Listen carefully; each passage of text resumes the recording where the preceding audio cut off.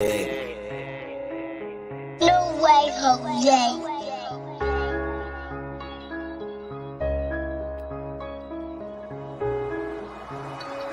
Cheddar, hey, grind hard for the culture. They placed us behind, so you know we gotta get back.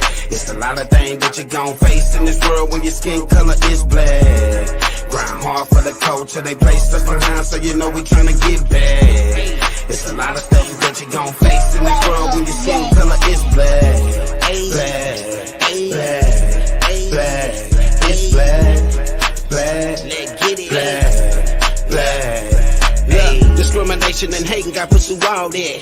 Big dog, CEO, I wear all hats. Never lied to you once, I spit all facts. That was our people sprayed with the water hose. That was our women raped and then called hoes. How I'm done, my ancestor taught your child to read. Not to mention all the resources we created. Why they didn't want to see black families together. Would it be too strong with two parents at home? Young nigga better listen to this pimpin'. Don't you ever let the police get you slipping. Fuck playing with guns, educate yourself. Now lead your son. You gon' treat your lady right if you respect your mom. Otherwise, treat the opposition how it comes. You're only a slave if you think you one, nigga. Yeah. Grind hard for the culture. They placed us behind, so you know we gotta get back. It's a lot of things that you gon' face in this world when your skin color is black. Grind hard for the culture. They placed us behind, so you know we tryna get back. It's a lot of things that you gon' face in this world when your skin color is black. Black. Black, black, it's black, black, cheddar, black. Hey, I'm just a king from the south. I had a dream like Martin, I hope I live it out. Hey, black on black crime, it's a new time. It ain't just the opposite, I gotta watch mine. They smile in your face. H.O.G Podcast, what it do, man? It's your girl, Lil Chad. Yay. Hey, y'all know what time it is. Welcome to another episode of the H.O.G Podcast Show. Hardest podcast on the planet. It's Friday, March the 1st, and we taking a walk down memory lane with Mama Chedda. Yes. Hey, y'all know who I am. I'm your host, Chedda. that damn fool financially, man, what's happening?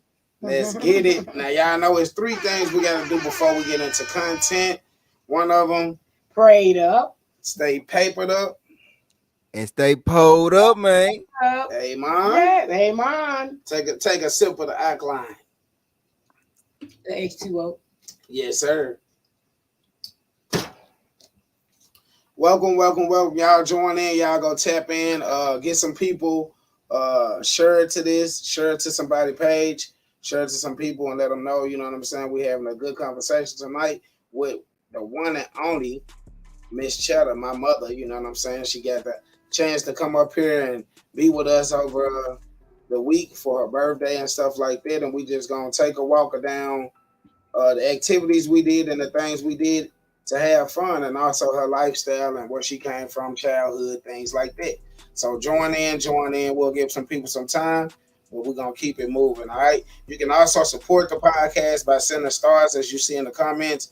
Send stars that help us do stuff like give things back, like shirts, you know what I'm saying, gift cards, things like that. And also, if you want to donate to Mama Jackie tonight, you can support her for her birthday by sending a cash app to $Jackie Jerry. That's a cash app. Mrs. Jerry. Okay, I'm gonna put it in there for you. What is it? $Mrs. Jerry. Like okay. 54. Yes. Right. Yes. Yeah. Jerry. 54. Oh.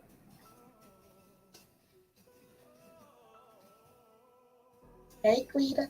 What's up, sis? I'm gonna put it as the banner too throughout the show, but yeah, man, we here. Happy to have this great young lady here in the building with us, you know what I'm saying? And we just finna get into this conversation, you know. First, let's start it off on your visit to Minnesota. Why are you here and what have you done while you're here? Like, explain it to the people. I've thoroughly enjoyed having family time with my grandbabies and my son and my daughter-in-law. Everything has been really great. I went to see Princess Home, which is called the Paisley, Paisley Paisley Park, and it was really nice. They took us a tour through all of his area of expertise, everything, all his outfits, everything. It was a very, very nice experience.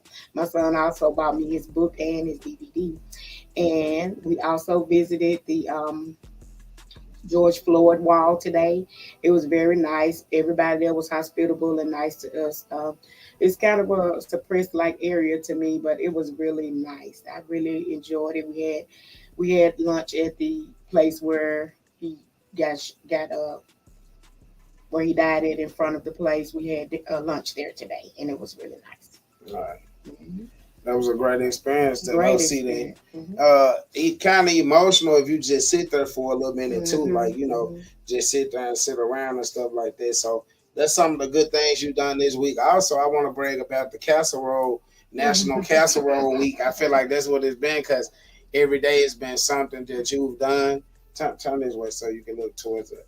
So every day it's been like casseroles and stuff like that, just a different creative way of cooking and stuff like that. And I really appreciate it because I'm going to use some of it to my advantage once you leave. So, yeah, Okay, I stole a couple things from you. yeah.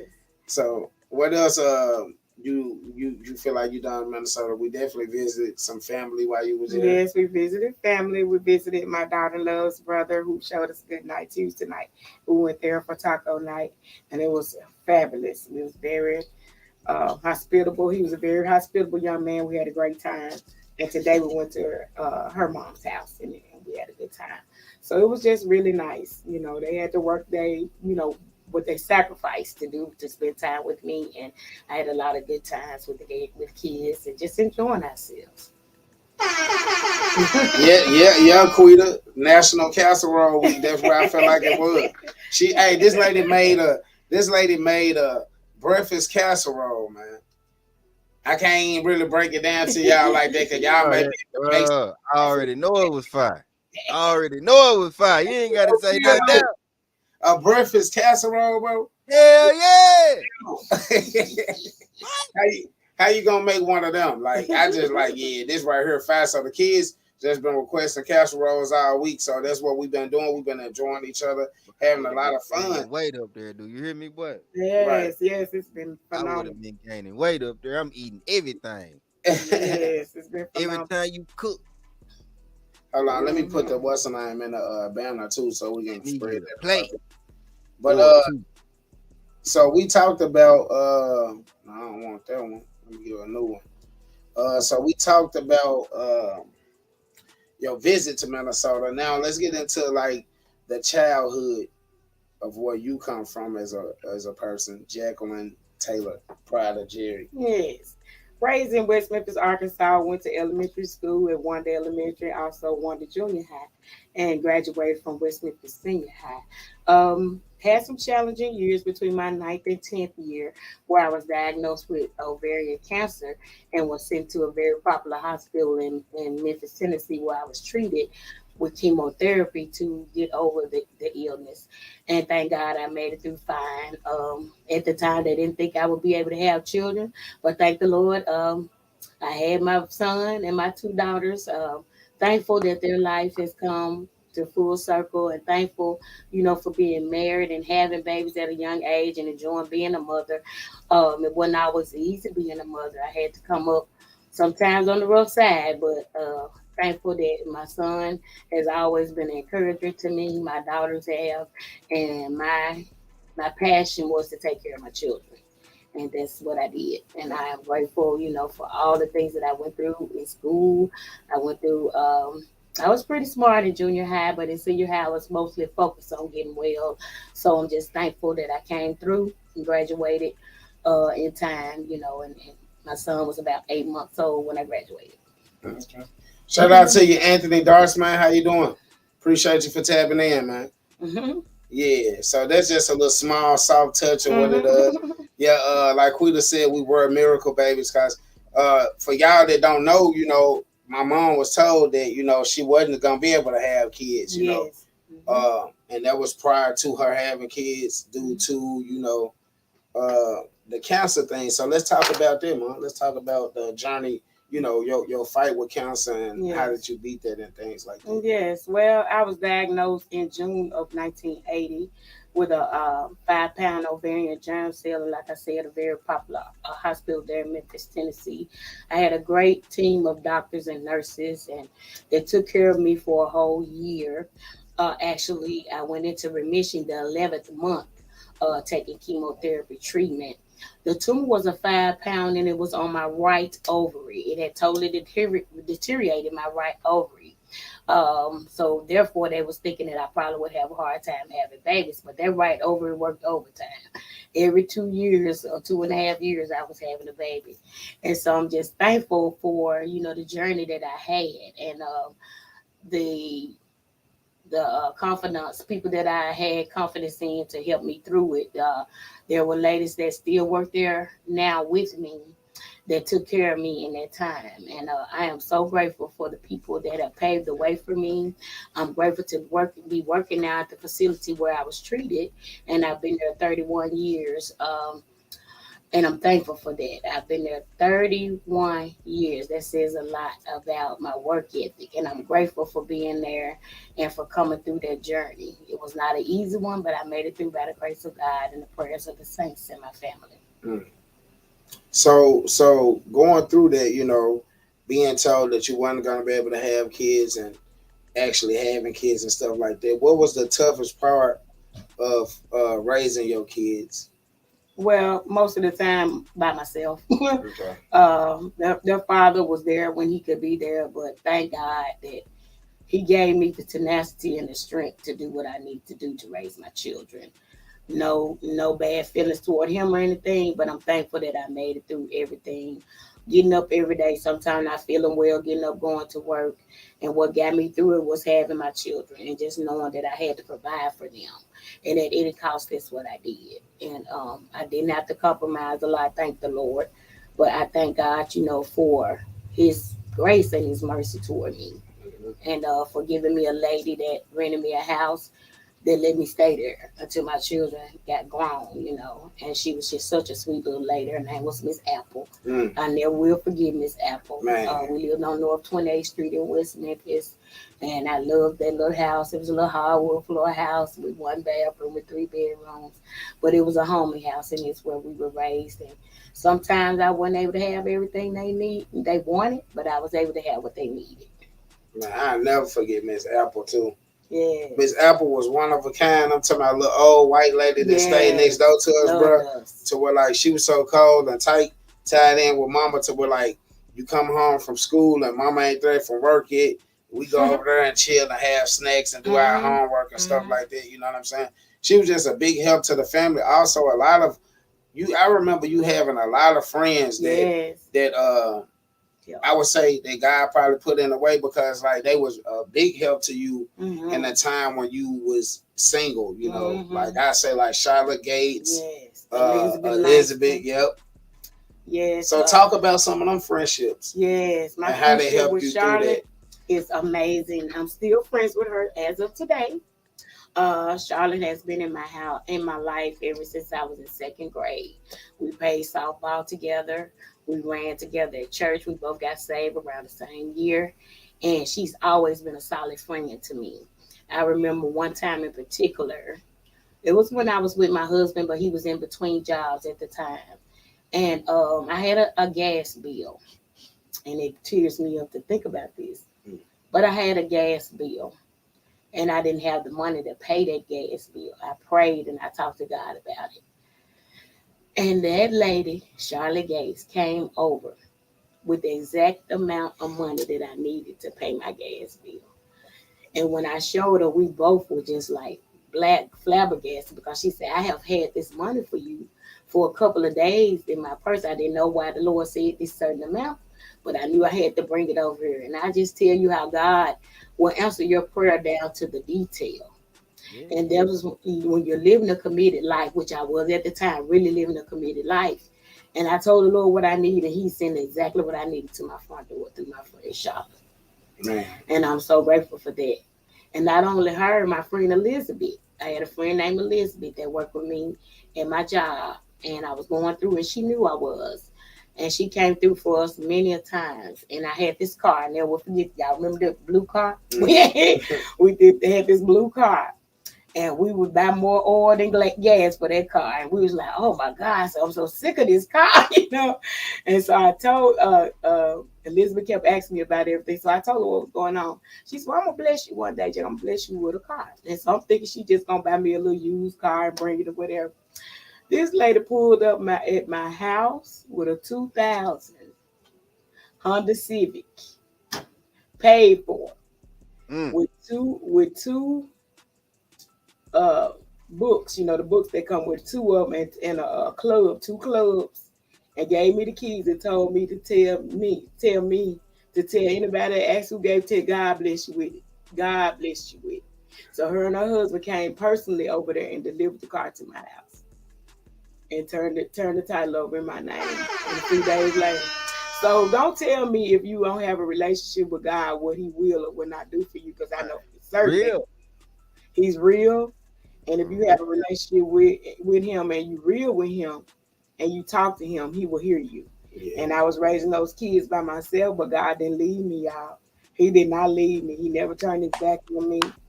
I never went without anything. There was many days we wouldn't have gas sometime. And during the time of the storm one time, we didn't have anything but the gas on. But I was able to still send them to school. The lights weren't on, but the gas was on. Mm-hmm. And we was able to still have water and take our baths and stuff. I would have to warm the water, you know, on the stove for them to take their baths in the big Jeffro pots. And then I would use an iron, and I cut the iron. Cut the cord off of the iron. I cut the cord off of the iron and I put it on the stove so that I could iron their clothes, so people wouldn't know that they was going through anything. And I would send them to school just like everything was normal. Man. And we thank God for those times. My kids knew not to share what went on in our home. They went to school just like they did every day, fresh. Right. And nobody knew the difference. You know what? I wanted to elaborate on that because, like, that's something that I put in one of my songs. I put that in my song called The Pain. You know, and I mentioned that, like, you know, how we went through that tough time. Mm-hmm. I think it was like we was talking about tonight, bro. It was like it was an ice storm, you know what I'm saying? Yeah. So it was probably in between the years of 95 and 97, something like that. And when I seen my mama do that, bro, I knew she was one of a kind. I'm like, man, this lady, you know, as a child, a lot of times you don't really know what you're going through because your people keep you sheltered from that or keep you protected, and not sheltered in a way to where, like, you just spoiled, but like they make sure that you straight. And in that time, bro, the lights was off, and it was everybody. It was mostly everybody around that time because power lines had frozen and stuff like that. So a lot of people in our church and our family didn't know what we was going through in our immediate household. You know what I'm saying? So that's why everybody got a story.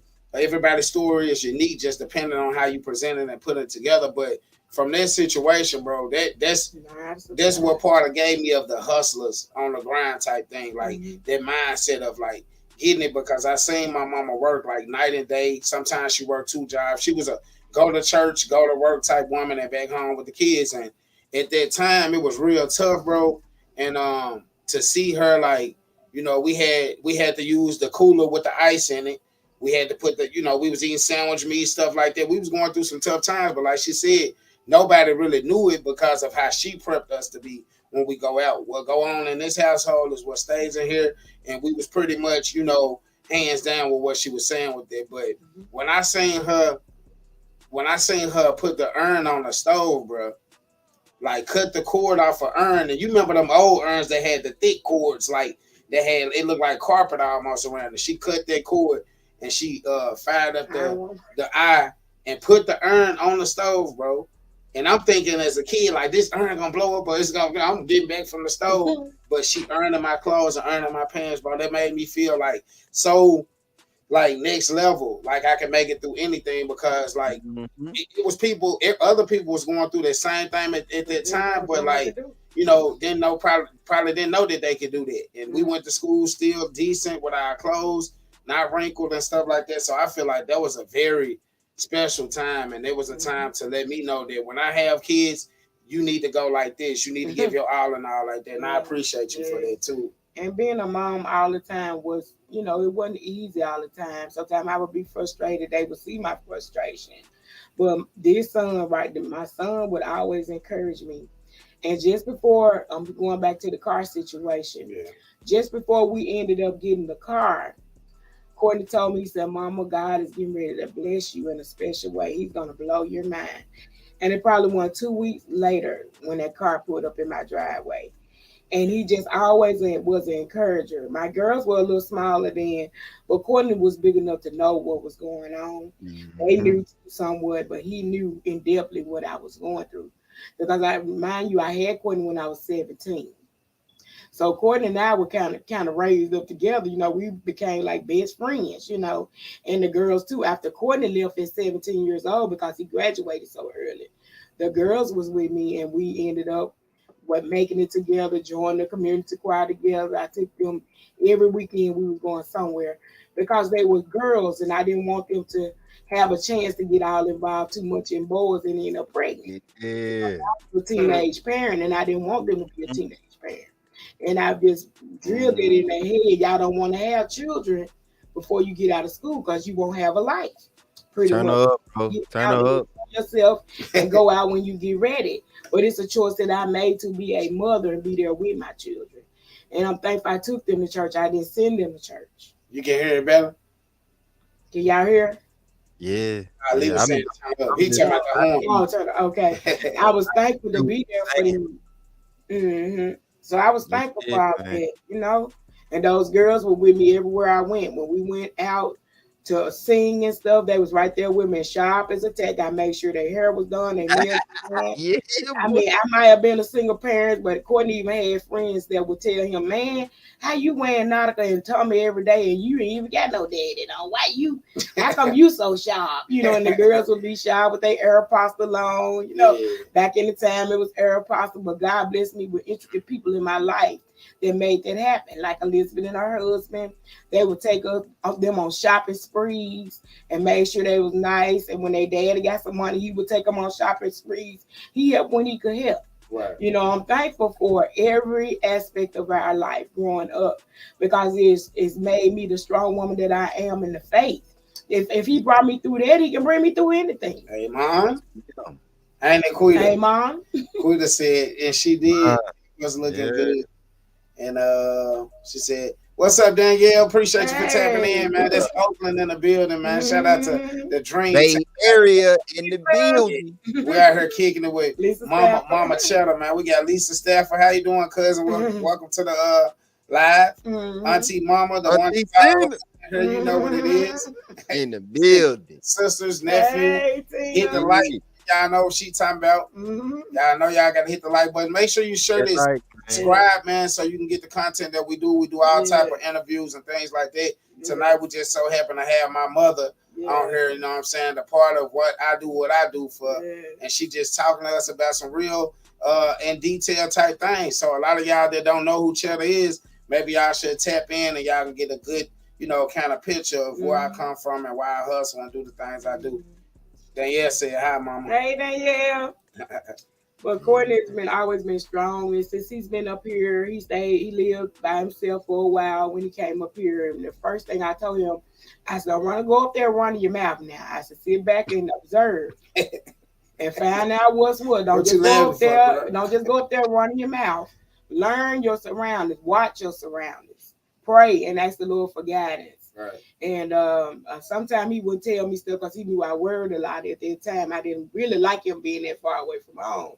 But he has become a great man, a great family man. Tashina and my babies, Sana Paris, Sanaya Cortez, and Courtney. He has been such a blessing in his home. He has a beautiful, clean home, a beautiful wife that takes good care of him, and they take good care of each other, I should say. I'm thankful for all the hospitality that's been shown to me here from not just them, but all of Sheena's family. I'm thankful for that. God is good. Shout out to the in-laws. Hey, yeah. Shout out to the in-laws. Hey, Mom, you ain't want to tell them, though, about how you was turn up when you came and dropped me off, Papa. So let me give y'all this quick story on this, and then Lee, you come up with some questions you want to ask her before I get into some more questions. All right. Now, so Lee, we talk about this all the time, right? So I was younger, and we was brought up off the tough love era. You know what I'm saying? So yeah, man. Mama be like, you ain't got nothing together. You gonna sit around here and end up being just like your father, this and that, right? But I never took it in the way that it was coming out. I took it in like, okay, she's pushing me to this level to where like she think I don't get nothing going or I don't get nothing set up, but I'm finna show her I got something going. So as I said, I had a friend named Herman that I was gonna go to the service with, and me and Herman ended up not happening because he passed. So rest in peace to Herman. He ended up passing. So from there, I ended up me and one of my cousins ended up coming up here and going to school. And I had some other people up here already that was on my daddy's side of the family. So we came here for radio broadcasting, and it was like up until that day I was working at Walmart at the time. So we grinding, we going to buy like little like my grandma making me buy all the turtleneck sweaters and the hats and gloves. It's gonna be cold up there, baby. You need this and you need that. You know what I'm saying? So we stacking up money. And then, like, right before I was finna get ready to go, you know how you just thinking in your mind, something gonna happen or da-da-da. You know, I didn't think we were gonna take that big of a move. So the day come to where we had to leave. You know what I'm saying? Mama whole body and everything was in a total different space. The most calmest I ever had seen to, like, so we took 11 and a half to 13-hour drive to Minnesota.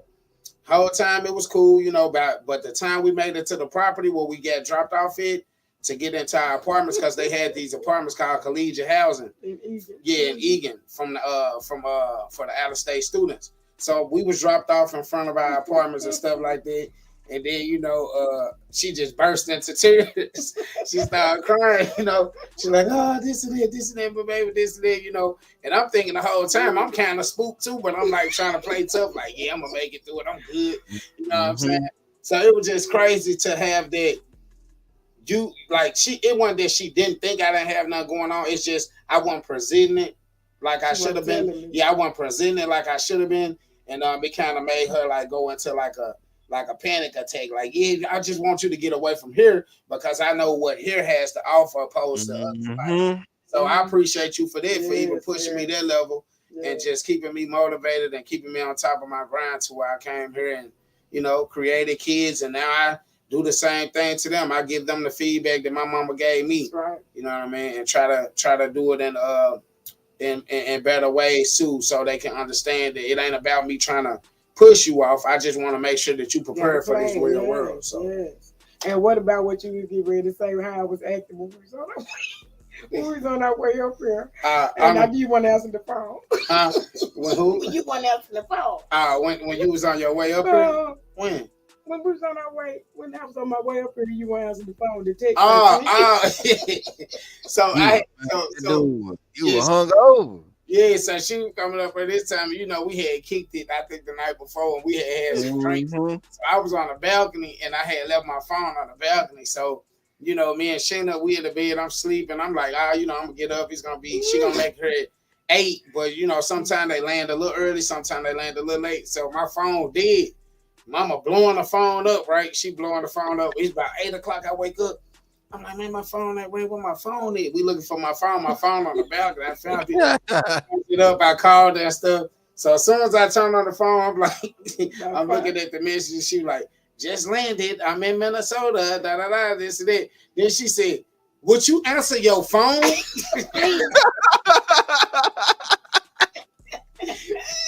She said, would you answer your phone, please? I said, my bad, Mama. I said, I had that little rough last night, you know what I'm saying? So I got into some messed up things, They were funny, though. Yeah. But we've had a good time all week. It's been really a lot of fun. I'm hating to go back to the house, but I got to. She said she don't want to ride back. All right, we're gonna take a quick break real quick. This the halftime joint.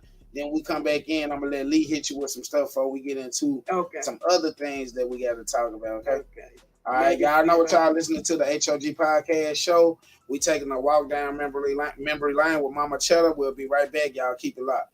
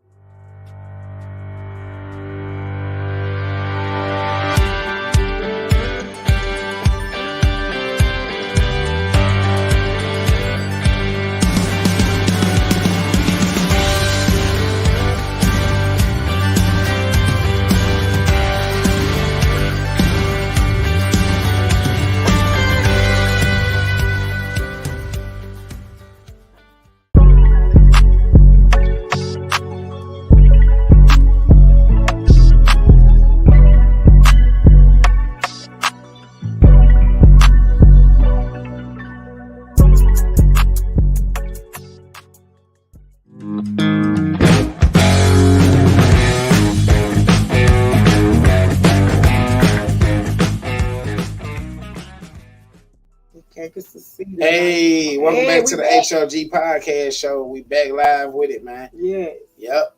Y'all know what it is. We tuned in with Mama Jackie tonight, a.k.a. Mama Chedda, and we've been talking about her journey through life and also coming here visiting Minnesota, chilling with the grandkids and in-laws and things like that. Mm-hmm. We've spoken about some childhood things, and we're going to get into a little bit more on here.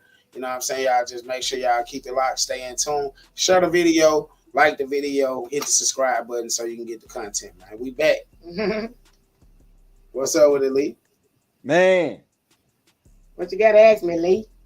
Oh, Lord. You know,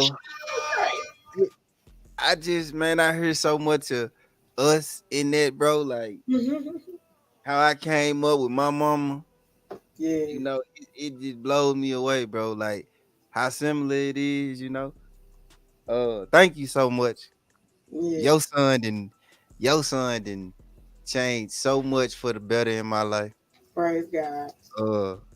You know, just from like probably not having like a peer that challenged me in the way I'm a father. Yeah. You know, that was one of the first things I noticed about Cho was like I would listen to what he was doing with his kids and with his family. I'm like, damn, I step my game up. Like, I know, right? But I think one of the questions I want to know is like, when did you know that he was gonna be the type of person that could bring people together like he do?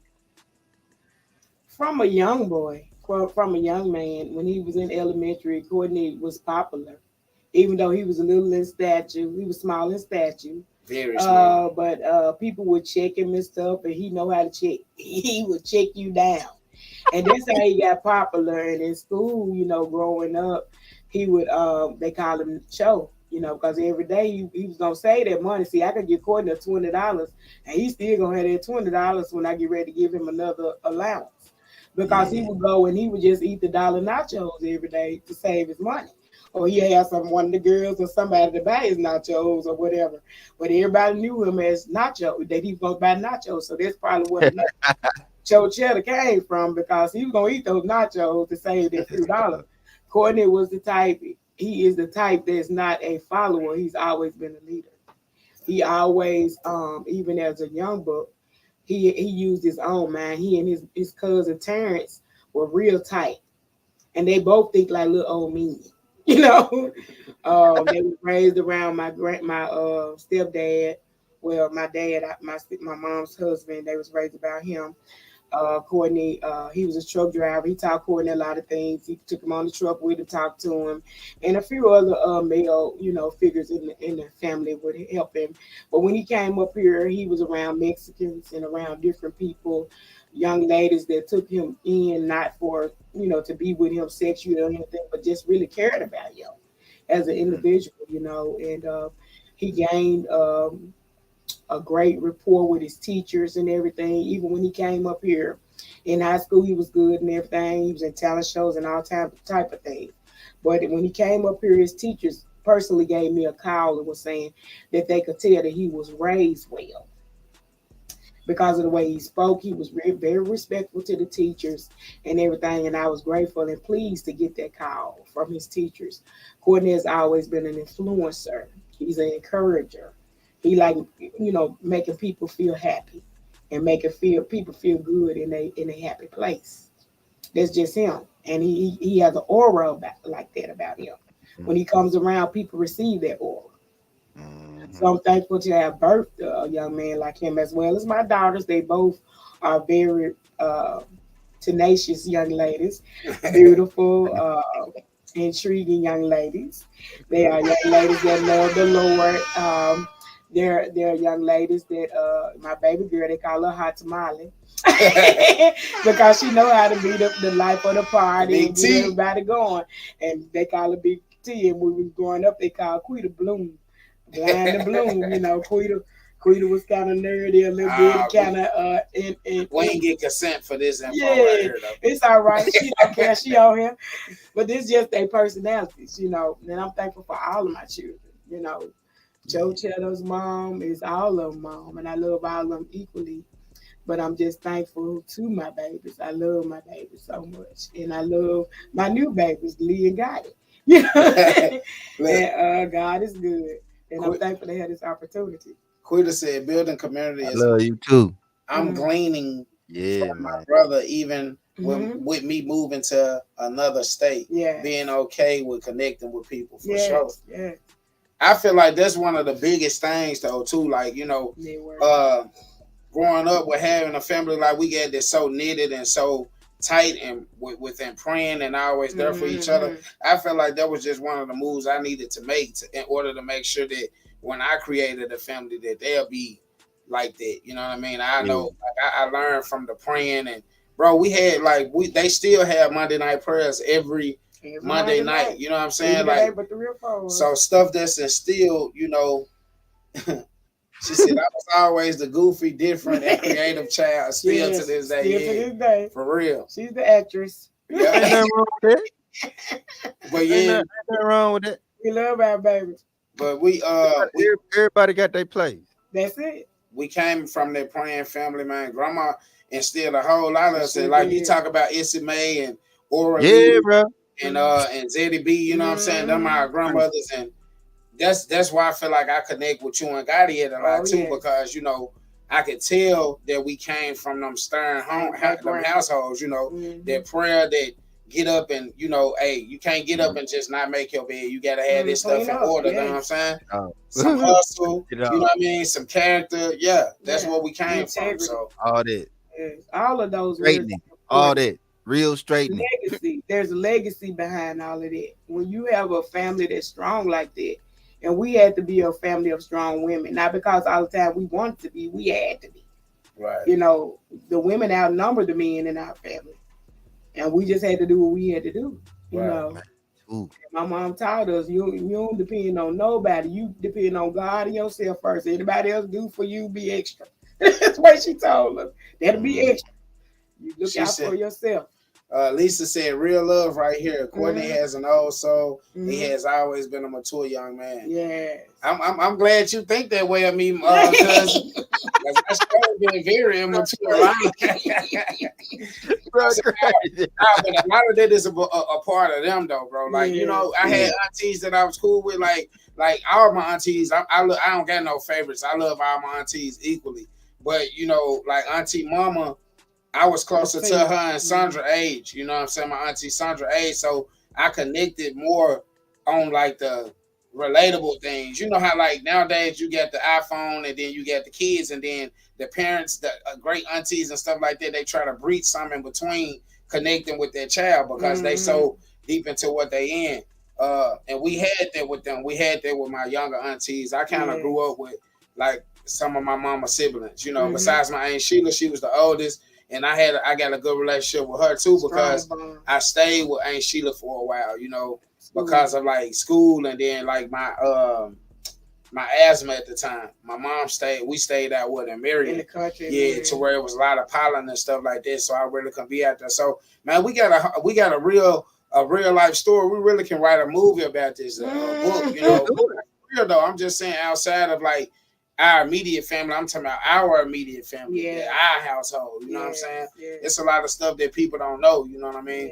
Yeah. And it's just a blessing to be able to come through it and then be able to have my mom come here and see me doing somewhat of good. Yeah. It ain't all peaches and cream, but we make it work. Me and my wife make it work. I know. Yeah, we make it work, bro, and that's a big part of that. Like my upbringing, where I come from. Things like this. So Quita said, "For real, I believe Granny left a legacy of character, integrity, building community, etc. with us, for real." And that's saying that, sis, we're gonna go right into that. Because I wanted to talk to Mama about her mission and her legacy. Like what you feel like your mission here on earth is, Well, mine is to continue the legacy of prayer that has been started by my mom, and to continue that character, that work ethic. Being able to work hard for what you want. It ain't gonna always come easy. It's not gonna always come easy, but we have to remember what Colossians 3:23-24 says, that whatever you do, work it out in your heart as working for the Lord, not for human masters. Since you know that you will receive an inheritance from the Lord, as the reward is from Christ, you are serving. It's from the Christ that you're serving. It's not from man. Mm-hmm. And once we realize that we're working for him, then we will work with a different attitude, different disposition. When I go into the establishment I work for, I represent God first. I represent him. I have built their brand, but I represent God. Right. I don't work for no man. I work for God. Say it again. I don't work for man. I work for God. Man, for real. So what we have to realize that when you go to these establishments, you have to realize that you're giving God your best, not that man your best, because he's the one that's going to give you your pay. Yes, they give you a weekly pay or a bi-weekly pay or whatever, but you have to have that integrity, like my daughter was saying, that integrity, that character to do their job even to the best of your ability, to do it. Do the right thing even when they're not looking at you. Not just when the manager comes forth and you want a brown nose, but do it even when they're not around. You see what I'm saying? If you always do the right thing every day, then you ain't got to get ready if you be ready. Mm-hmm. Always do the right thing. If you always working, then you ain't got to make no excuse when the boss come around. You ain't got to try to get in the line. You ain't got to fake it till you make it and all that. Just do your job every day. Right. Mm-hmm. So that's the work ethic. The work ethic legacy that I bring to them. Of course, I do have pinned money that I have set aside for them. I have things and that's between us. But I do thank God for that legacy of work ethic. I've been working at my job for 31 years. Yes, I've been fired there before in 95. But God even blessed me to get rehired there, and I still have worked 31 years. I would have been there 33 years if I hadn't left that time. So if something is for you, it's for you. Mm-hmm. And so I thank God for the experience that I've had at this place. And I'm not going to mention the name online for privacy purposes, but I love what I do. And if I was to leave there and go anywhere else, I know that I have as much to offer outside as I do there. So I'm thankful for, my babies, my families, and people that I take care of. And for my grandbabies, the legacy that I want to leave them is to teach my grandbabies and teach them to love God and themselves first and then others. Because everybody, if you can't love you, then you can't love anybody else right. So begin with number one. Begin with God first, then you, and then everybody else. Because God tells us to not have any other God before him. And I take that very seriously. So I want to teach them to think and look at their consequences and repercussions before making any decisions. Because every time you make a decision, guess what? There is a repercussion. There is a consequence behind any decision that we make. Whether it be naturally, spiritually, or whatever, it's a consequence. So it's just like if you know you don't want to go to jail, then don't do nothing that's going to get you in there. Right. Yep. She said, "Don't do nothing that's gonna get you in there." That's real talk. Now you know what life is about, and you know what you're not supposed to be doing. You know what you've been taught. And if anybody's trying to tell you to go against what your family has taught you, then they the wrong friends. Man, cool. That's a horn. Hey, Mom, what you got for me, Lee? You're tricking good, man. I'm gonna pick. We're gonna keep conversating while you stuff your face and stuff like that. So you talked about, the legacy, your mission is to continue on the spiritual thing, the work ethic, the feeding people spiritual advice and educating people spiritually, which you've always done that with us, like since we've been little. You know what I mean? Reading till you go to sleep. Yep. And making us memorize scriptures and stuff like that. Most people they come from areas that we came from was taught like that, because that's all you had to lean on back then was God. You know what I mean? Even nowadays, that's what a lot of people need to understand. Like, the money ain't bigger than God. You know what I'm saying? And I'm glad that y'all always taught us that. Y'all always taught us the self-esteem thing and not to look down on nobody when we in better situations or feel down when we are low. You know what I mean? And that's just a great thing that this family did provided for us. So you said for your grandkids, you wanted them to understand God, right? Yeah, understand what he. It's important to have him first in your life. Right. If you have him first, then you acknowledge him first, and then you love you. You love him first, and then you love yourself, and then you love other people. That's where it goes. It's up, down, and then out. You can't love other people if you don't love God and yourself first, and that's just order. Do you feel like it's a limitation on understanding God as a person? Like, does the age limit matter? No. He said, in all thy ways acknowledge me, and I'm a direct. He didn't say you had to be 5, 10, 15, or 20. He didn't say what age you had. Bro. I'm sorry. Hold on, bro. She said up, down, and then out. Oh my God. Come on. Come on. Hey, Lisa, ain't nobody hitting it, speaking it real like that, bro. Come on. That's how I need to go. That's what's wrong with shit, bro. Don't nobody understand that order, bro. You love God, then you love yourself, then you love other people. Yeah, facts. If you don't do it like that, it ain't no love. And it ain't. Come on. Because if you can't love you and take care of yourself, if you won't even feed your own self, how I know you gonna feed me? Oh my Lisa, God. we got some comments. Lisa said you can make a movie, so get to writing. Remember, your story will touch and give hope to others. You would never know the strongholds you break in others through your testimony until you write it and watch the response afterwards. That's it. That's the plan. Properly said, cuz. That's the plan, cousin. Hey, Lisa, that's why I told y'all the family full of, like, we got women that's like this. So if you a staffer man and you choose anything other than a woman or God, then it's something you ain't pay attention to. I'm just gonna say that. You didn't get it. I'm just gonna say that, you know what I mean? You went to church and you didn't get it. You were just there and you didn't develop. You was at church for the wrong reasons. You was at church for the girls. Yeah, age limit when it comes to God. He's a limitless God. Jesus started young. Yeah. Facts. 12 years old, preacher. Facts. But I'm gonna say this. I've always loved God, even when I was a young girl. Even if I was trying to hit a home run, I would pray to God to hit me the home run. I remember having 3 people on the base, and my little bitty self was getting up the bat. And I prayed. I said, Lord, please let me hit a home run. I want to come in there on this home plate. So I closed my eyes, and I swung the bat, and it went all the way down left field into the field. And all us came in, and I came in last, thanking God. So it's just the little things I would pray about. Anything. If I want to beat up somebody, I pray about it. Whatever it is, whatever I want to do, I would pray about it. How did that prayer go? Hey, God, help me. Help me knock out. Hey, should have protect me while I throw these blows. I throw these hands. While I throw these hands, should have protect. Now, so one thing I want to ask you though, we're going through with the cancer thing, you know, and being so young, what gave you the strength to make it through it? God, my relationship with God and my children. Because my children needed me. I couldn't die with a young mother like that. I mean, I couldn't die. I had just came out of chemo and I knew I couldn't. I just started. Yeah. I couldn't come out of it. I got it on me. I got it on me now.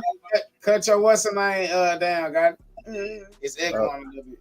I mean, not echoing, but you know your phone. But I'm thankful for this set. Y'all don't want to talk the whole time. Well, I guess I can. It's about me. It's about you. But I am thankful for every trial, every test. Leave your name on your face. I'm grateful for every heartache, every pain, every confusion, every downfall, everybody that talked about me, put me down, everybody that's still doing it has made me the woman that I am today. And if God give me strength, as He give me strength, I'm gonna put it on paper. You said the right thing, you confirm at least. But I just thank God for who He is and what He's doing in my life and for a life of prayer. Right. So you said that, and that was that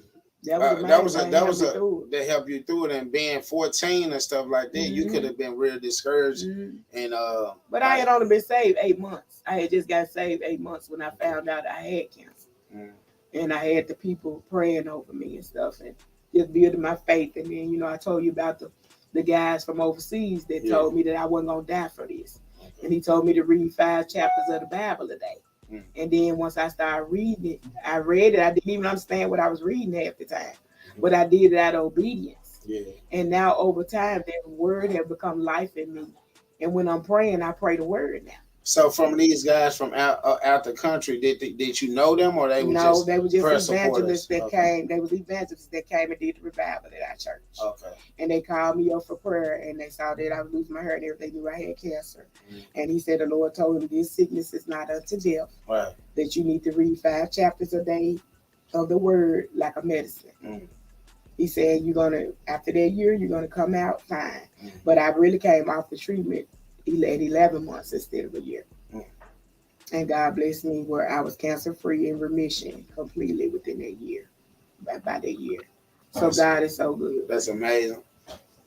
I remember hearing from some of your friends and stuff too, some of your peers that you grew up with that loved you pretty hard, and they kind of experienced that. They went through that phase with you, like when you was in the cancer stages and was losing hair and stuff like that. And I can remember one time to one of your friends was like they was walking from school or something like that. Y'all was walking from school. This is a funny story. Yeah, so can you explain it? Yes. So my friend and I, Jackie, at the time, we went to high school together. She was the maid of honor in my wedding to me and Tolly. And so we got married in Mama's living room. And Jackie and I, at the time, we were teenagers, and we was running to the store, Little's Grocery, down from where we stayed on Jefferson Street. And I had my little wig on, and we were just running down the street. It was a little windy that day, And so we were just playing like kids play, I was 14, and we just running, and she pushed me in my back, and the wig fell off. The wig fell off in the street. Yeah. And so I just burst out and started laughing, and she was just standing there just looking shocked. She was so hurt. She said, "Oh, I'm so sorry." I said, "Girl, laugh, it's okay." And so I picked the wig up and dusted it out, put it back on my head, and we kept on running. So what this means to me, like even with going through the differences that you was going through, you had a strong enough spirit to not let nobody else make you feel low because you was already going through something. No. You were strong. Yeah, I know. So another one was, so Tony Spencer was telling me about this one. He was like, "Yeah, man." So I don't know if you can resonate better than I can with it, but I know he was like that y'all was, I don't know if y'all was walking to the store or from school or something like that, and some boy had snatched your wig off your head and tried to run or did something like that. So elaborate on that. Well, they just beat him up. We used to walk to school every day from way over like on the other end of town. We would go from the other end of town to Wonder from way over on. That's far. And so we would walk, but we would be the Spencers was our neighbors, and we would walk to school with them and stuff. And I had really forgotten about that, but Tony brought it up, because I ended up marrying him later on. That's a whole nother story. Oh, yeah, and let me tell you about that. My brother told me, "You married the enemy." I'm mad at you because you married the enemy. Boy, it was so funny. Just because y'all used to get into it back in the day. Yes. And so it's just the funny stuff. But, you have to have a sense of humor. Laughter is good for the soul. So, just goofy folks. We just had goofy people in our family, our friends. But, we know how to laugh through things and get through things. Life is hard sometimes, but you have to learn to laugh. Mm-hmm. So, anybody got a question for me or I do. Okay. What you got, guys? I got a question for you. How hard was it to put that big head out? Because that's a unique one. You welcome that, guy. That's a unique one. Actually, we got Miss Warlow coming on her too now, right? So it's funny Actually, I couldn't push his head out. They had to use forceps to put him out. They had to use forceps and biceps. He came out of cone head and they had to shape his head, man. So they had, what do you mean by forceps? They had to use forceps because I was 17, mind you, at the time. And like you say, his head is pretty large. And so they had forceps to help pull him out. But, it made him have the little point where they had to shape his head back. But he came out okay, and I did well. Chopsticks for big heads. Yeah, but that big head got a lot of knowledge in it, and he's, I thank God for him. Yes. And then my baby, my Quita came. Courtney was 7'9", Quita was 7'3", and T was 6'13". Man, hey, these people cutting up on it, Quita. Hey, thanks for watching. Appreciate you, Jennifer. Appreciate you for tapping in. Yeah, so just the funny things, we've been through in our life, just, it's just been some crazy stuff, and my mama was very funny. She wouldn't even try to be funny, just talking. Just natural. Natural comedian, you feel? Yeah, natural. Oh, God, I ain't even tell you about the National Casserole Week we've been having up here since Mama been up here. Breakfast casserole, chicken casseroles. Tonight we got a Mexican casserole. She been pressured, you hear me? Bro, I told him I would have been gaining weight, bro. Yeah, and then I've been juicing all before she came up. Guess what I did? Guess what juice went right out the window. You hear me? I said I start back when she gone. Yeah. When she go back to the crib, I start back juicing. Forget that healthy. Forget that healthy stuff right now. Yeah. And guess what, God? His head is a couple centimeters wider, I see. I know he good. Guess what, God? Yes, my ma'am. boy getting mustache, Corday. I looked at him and he getting a mustache. I'm like, where that come from? Outline on his lip like we used to do. Like they do the eyebrows now. Got the mustache piece. Hey, you remember when you were young, you was trying to look, man, boy, you know you ain't got no mustache yet, boy.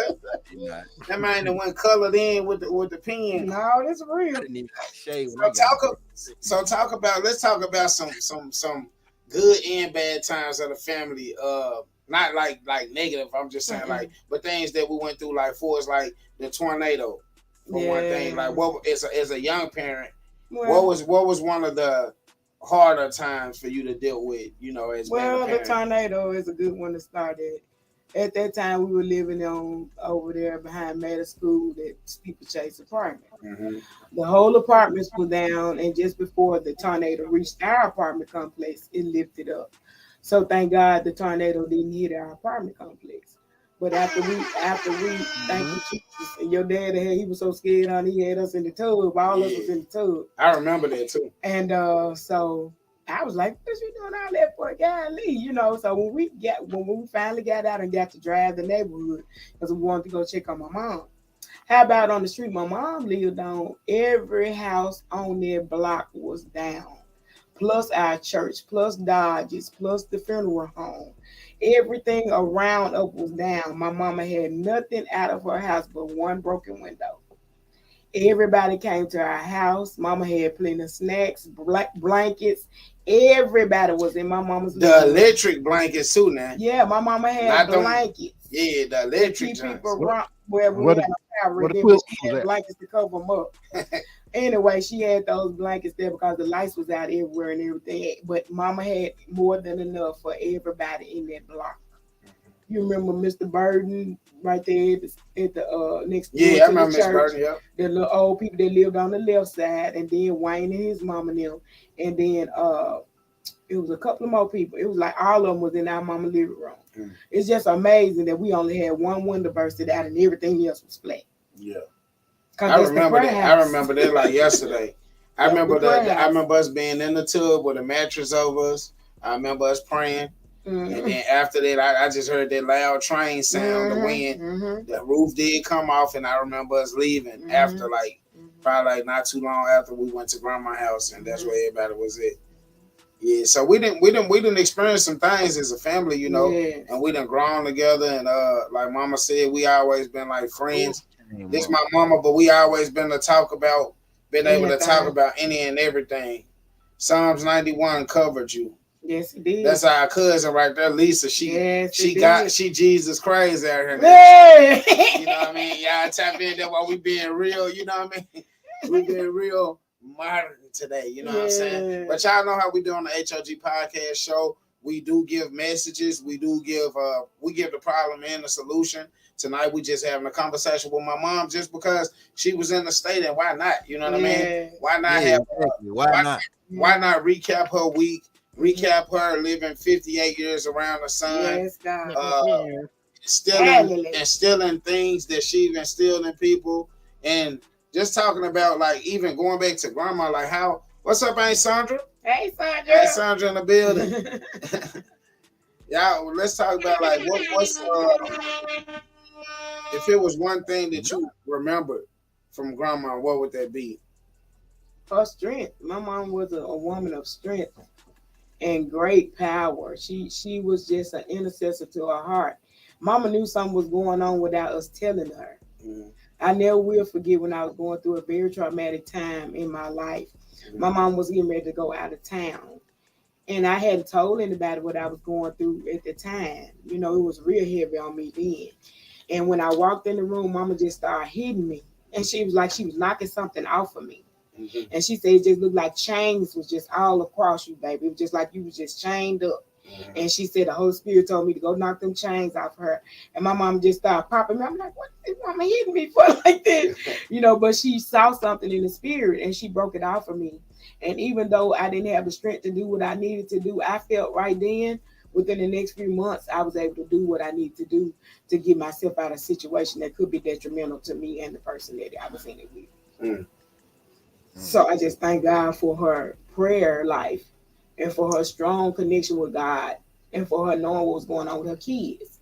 And she prayed for us day and night. My daughter lived with it. She said, Grandma would never go lay down. She'd go to sleep on the couch or sleep in the chair. She'd be up praying for us, calling names or cooking or doing something. That just was her mission. Mama would cook for people after their funeral, you know, when they had their funeral, when people would bring food over. Mama wouldn't take just no one dish. You're going to have a whole meal. Yeah. You know, and for a long time, we didn't even know she was doing all that. But God is blessed where she was just feeding families, buying their outfits for their services, all kind of stuff that we didn't even know she was doing. Right. Hey, we want to give some birthday shots out too. Obviously, we're going to give a birthday shout out to my mother here. Her birthday was February the 22nd. She's been here with us for about a week. She's 58 years old. She didn't came and created a national casserole week. So, you know, we appreciate her for coming in here throwing down on the casserole. We also want to shout out to our Aunt Gloria. Her birthday was February the 17th. We got our cousin Nicole's birthday was the earlier part of the February, which like the 3rd or 4th. So no, she was the 5th. The 5th, yeah. So Gloria. Yeah, no, Aunt Gloria was the 17th. Mm-hmm. Nicole was the 5th. Mm-hmm. Okay.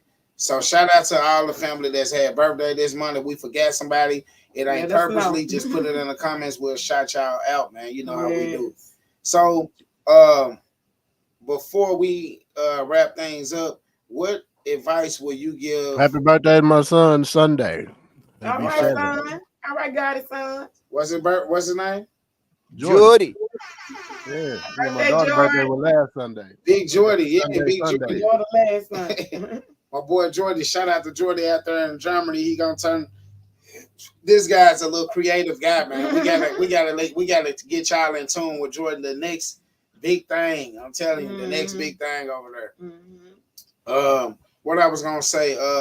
So yeah, what parental advice will you give to like the youth, like kid people that's having kids? I can probably say kids that's having kids too right now, because a lot of people ain't mentally mature as y'all was when y'all was having kids back then. Yeah, so what advice will you give them? I was a young parent too. It's not easy being a parent, but my advice to any parent would be ask God who made you and what you're carrying to give you direction and how to lead their child in the right direction. And if you have children and you notice their talents, or you notice something that you see they're good at, feed that. Like another one. Feed that. If they're a writer, make sure they always got something to write on. If they can paint or draw, make sure they always got a canvas. If they can sing, make sure they always got something where you can make sure they're singing.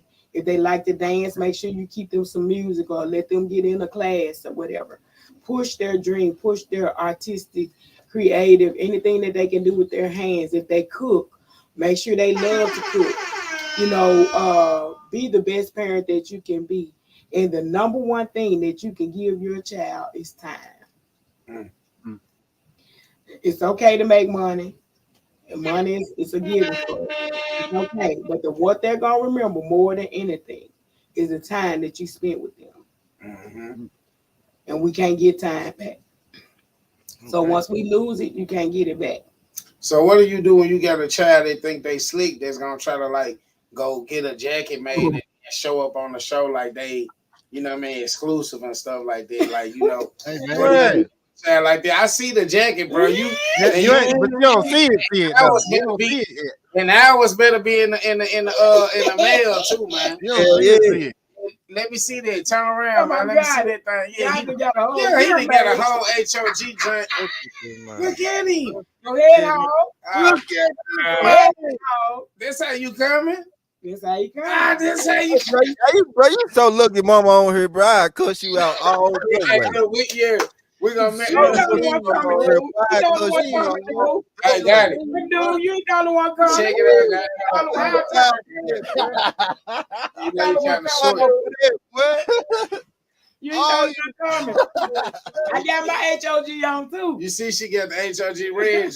Hey, bro. Hey, for real though, you wrong for that though. I'm gonna go and tell you right now. I gave you a fair warning. No, you can't do stuff like that and not include everybody. Time is precious, amen. Look, I got your head made today too, but I'm doing some special stuff for this bruh joint right here. I got bruh joint. This is joint. Yeah, I changed the color of the head. Blue hoggery. Yeah, blue hoggery, blueberry. You know what I mean? How now, man, you know? Yeah, we appreciate everybody for tapping in and having fun with us, man. I'm so happy to have my mama up here. Like I said, I'm gonna keep pushing this casserole week. Hey, National Casserole Week is February the 22nd through the 29th. You hear me? So next year, so 20. We're gonna have it again. 2028. Yeah. So look, National Casserole Week. Every year, February the 22nd through the 29th. You hear me? Hey. That's what we're doing. Hey, Diane in the building. And one more thing, I really enjoyed my grandbabies. They've been really sweet. I love them. I love all of them. I miss you, Nathan T. Quita. I miss everybody. I love y'all. Now be back tomorrow. Hey, Mom. Hey, Mom. Hey, like I said again, National Casserole Week. February the 22nd through the 29th. We pushing it. We pushing it. Hey, we got and everything. Hit us up for the recipes. Hey, Gatti, though, I'm really kind of frustrated, but we're gonna talk in our conference call. We're gonna talk in our conference call after this right now, man. So, is there anything in closing that y'all want to ask Mama or y'all want to say? You gotta drink some water, walk it off. Good man that came with the H.O.G. Go ahead. I just want to say thank you. This probably been one of the more enjoyable shows I've done. Thanks, just listening to you and the strength that you have, and you know, like I said, like the person behind Cho, that's got to be great because he great. Thank you. I don't, me and Gatti didn't knew each other, for like 16 years, but when he brought me Cho, it was like, I don't know, it was just an instant fit, then we were, I brought my wife, I took my wife to Minnesota and we met. And it's been love ever since. And it's like, I'm thankful to you for him. I'm thankful to you for your strength. I'm thankful for you for H.O.G. because without you it wouldn't be none of this.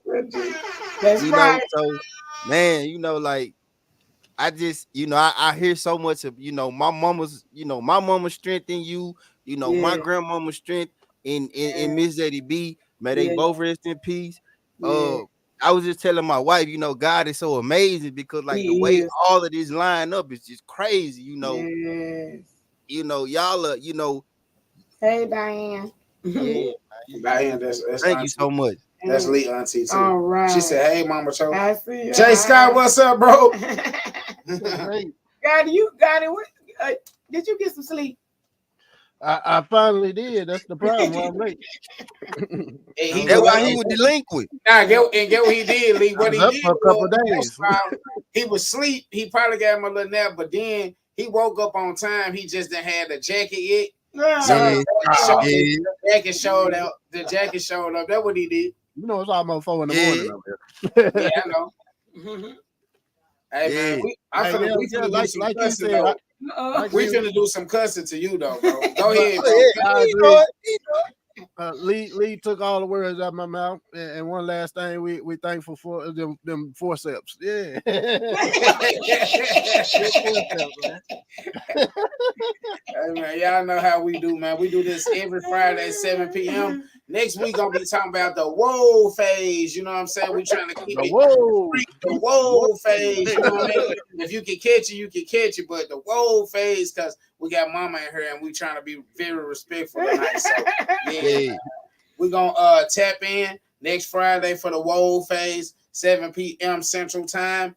You know, we might have some difficulties. So if anything, we ain't gonna be on here no later than 7:30. Y'all know, y'all gotta stay prayed up. Stay papered up. And you gotta stay up, man. Hey, Mom. Hey, we out of there. We catch you next Friday, same time. Y'all make sure y'all beat us there. Don't meet us there, man. What's up with the hoes? What's up with the hoe gets? What's up with the hoes? What's up with the hoe gets? What's up with the hoes? What's up with the hoe gets? What's up with the hoes? What's up with the hoe gets? I said pray, I'm peppered, ain't no pole, that's a mo. I stay pray, I'm peppered, ain't no pole, that's a mo. I stay pray, I'm peppered, ain't no pole, that's a mo. I stay pray, I'm peppered, ain't no pole, that's a mo. You know Auntie Mama thumbing up, it's H.O.G we coming up. They like, subscribe and share, and it's about time we run these numbers up. Ain't nobody coming with the topics and the fly hitting. They been trying to duplicate the show. I guess they in they feeling. We don't care. Impact over license, how we do it here. Come and get some gamers internationally spitting here. Minnesota and the Kansas, we got ties in Germany. Guests from Pakistan and Singapore, they rock with H.O.G. Like, subscribe, notifications to all. Like, subscribe, notifications to all. Like, subscribe,